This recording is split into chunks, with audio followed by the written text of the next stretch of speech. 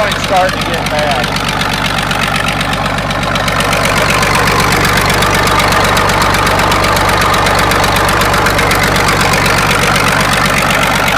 I'd have to put new ute on the end tomorrow morning.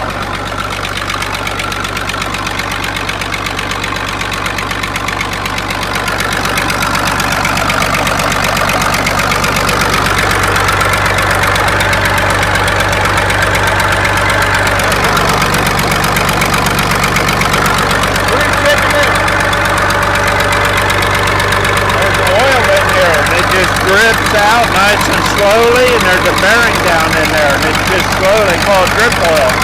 Drips down to that bearing. Keeps it used. I probably won't be able to hear anything. Let's stand over there. What's the oil cap on? Oh. I'll let air do it.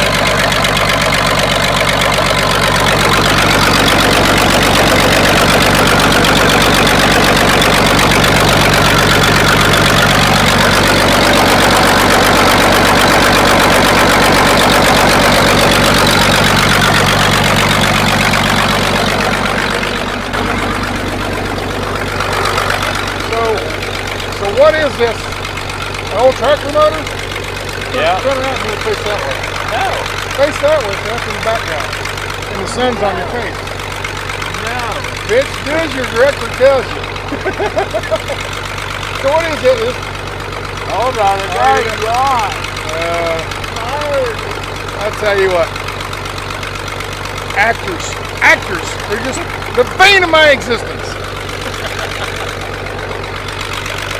I don't know how old that motor is. 1946. 1945 or 47. It's jealous of what, a Caterpillar? Nope, it's a Minneapolis Pollination. Minneapolis Pollination. We used to make tractors back after World War II or before World War II. And it's an old motor out of an old tractor. It's been sitting in this spot, I think it says since 1960. Or in the 60s. It's been sitting there pumping water. And this is a well. It comes up, goes through the pump over there. No, it comes up out of the ground over there. What's this over here? This is where it goes down and it goes off to the pivot, which comes out through the sprinkler. Oh, okay. Yeah. So that's where the big sweeping irrigation. That's where the center point is where it comes pivot, out. Yeah. And this all swings around. And then when this comes over, doesn't the sprayer the water sprinkle on here? Yeah. Yeah. So you have to set high enough where it don't get entangled or anything. Right. Yep. Yeah, there's two of them that kind of come over here. Why don't you put the well over where the center is? This is where the water is under the ground. Why don't you put the center pivot right here? Because that's the most efficient way to water the most of this ground is by having it right there. Okay, I knew that. I just wanted you to say it because people will ask that kind of question. Okay? Well, why don't you put the pump right there by the center? The circle, let's say here's the field, and right in the center is where you want to put the center pivot, okay? And you get the most sweep out of the whole field that way. But right where that is, might not be where the water is. So you put the well is over here, and you just pump the water over to the center pivot, and then the pivot sweeps.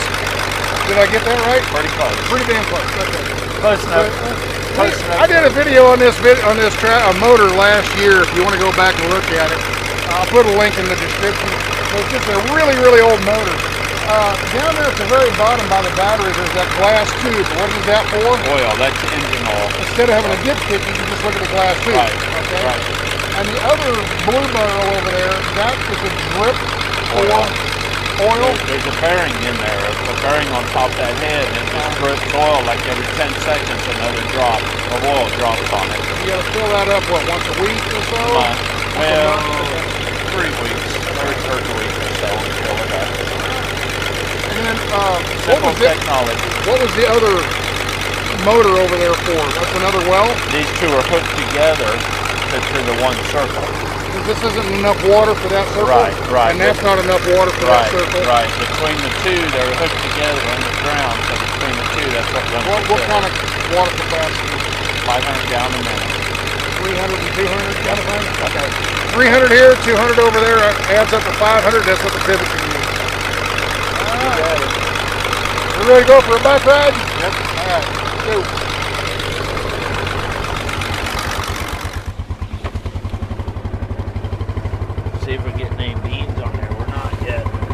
of it's putting little flowers on. So everywhere a little flower is, a bean pod will come on there. So it's flowering. Hasn't put pods on yet. It'll start. Oh, there's a little bitty pod right there. See it? Yep. Whoa. It's just starting to put baby little pods on right there. Yeah. And all these little flowers will be every flower will be a pod. And then this will grow another foot and a half high if the grasshoppers don't get it. Yeah. So when do you harvest this? I mean, this is late September. Late September. Yep. Okay. Yep. And when you harvest this will all be kind of dead looking and real low to the ground. And yeah, we've got them right off the ground. Okay. Use that same header for the wheat header, or use different? Okay. Same header we have on the combine for wheat head. That's actually what that head's designed for. Oh, really? Yeah, they designed it for cutting beans. We just cheat and use it on wheat.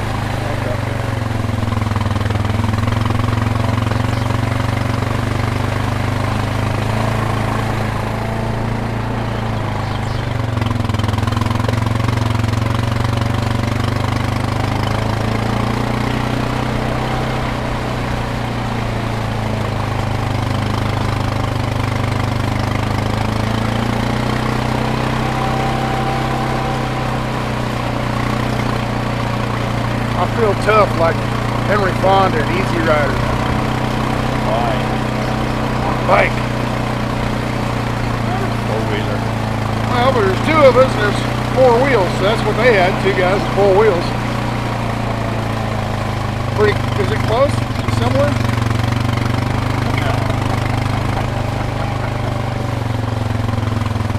Gonna get wet again. Woo! Sprinklers! Woo! That water's cold.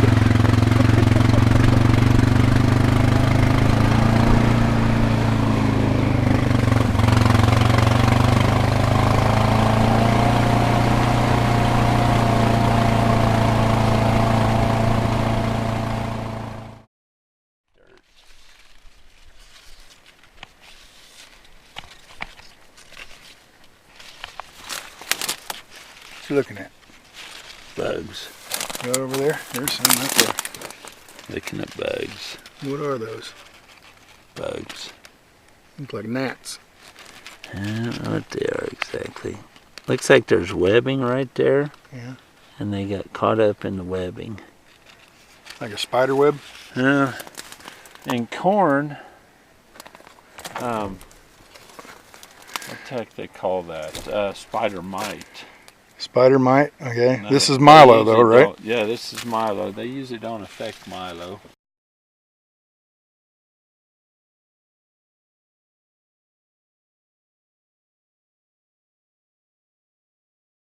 Yeah, this is Milo. They usually don't affect Milo, but they can. See this main plant, since it's on the outer edge, just trying to put 4 of them on. So that's one seed? Yeah, here's the main seed right here. That's the main stalk. And then here's a tiller off of it, and here's a tiller. Now it's thinking of another tiller, but this one will never ever make it. But that tiller, what is? Rained. So one seed is making actually 3 plants? Yep. Tried to make 4. And this one here, if you have good weather, you know, and rain and whatnot, this one here will put on just as big a head as the main Milo plant. Really? Okay. Yep. That's what makes a really heavy, real thick field, yeah. versus a thinner field. See, like right here, this one here, it's doing 4 also. Now, is that what the wheat did this year? Yep. That's same kind of thing? Yep, same thing. They call it tillering. Okay, so that's one seed right there, or is that a tiller? Nope, that's just, one seed right there. One seed, yeah. That's one seed? That's one just didn't come up till really late, so it will never be anything. Okay, now this one has a tiller off the side, so it'll actually have two heads of Milo. This one will have 3 or maybe even 4. Right, yeah. If possibly the weather. 4, but if the weather's right. It better get some rain and stuff. But then what it will do, if you don't get rain, like this is the smallest tiller, so when it's ready to start putting a head on, it needs nutrients. basically, and corn's the same way. It's packing a lot of nutrients into this, and the plant says, oh, it hasn't rained or whatever, it's running out of nutrients. We need nutrients. It'll start stealing moisture from this plant to make the main plant survive. That's under stress. Yeah, under stress. Okay. Corn's the same way. Corn will put tillers on. They usually don't put an ear on them, because once the plant starts stressing a little bit, it takes nutrients and moisture out of that tiller plant to make sure that, like here's some corn growing, wild corn on the side of the road. Now this is what, just volunteer from last year's crop, probably? It's just volunteer. Maybe fell off a truck? Fell off a truck, or who knows. Okay. So see, it's pollinating. See the little pollen right there? All the pollen. So it's pollinating, it falls down. And this is the male version of the plant, yeah. And this is the female version of the plant. And it's fallen on, they call these the silks. And this is real moist. That's why you really need rain or moisture when your corn's tasseling out and the silks come out. You feel how wet that is. It really needs that. So this pollen falls. The wind blows and that falls down here. Yeah, look right now. I can just shake it. Yeah. See the I don't know if it gets on camera, but see the pollen's falling off and hits these silks, and that pulls it into the ear, and that's what pollen. Well, you can see like there's a powder on these. That would actually be the pollen. Pollen, right?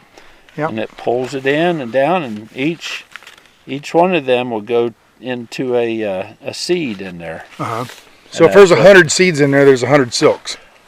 That I don't know. I know every seed has a silk. I don't know if some seeds have 2 silks or not, because it looks like there's a lot more silks there than there would be seeds.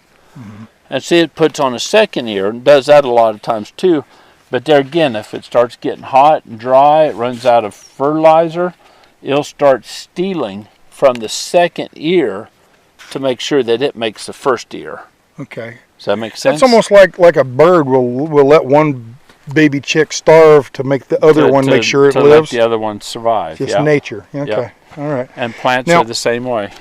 Now this, I only got one hand. Can you rip that apart and everything? And you were telling me about seeds on the inside. There's nothing in there yet. Okay. It's still making or forming. Is it starting to make a husk? See, oh, here you go. It's like baby corn, like you get on a salad bar. So. Is that baby corn like at a salad bar? Is that where they get it, or is that a totally different plant? That I do not know. You don't know? I'm not a baby corn farmer.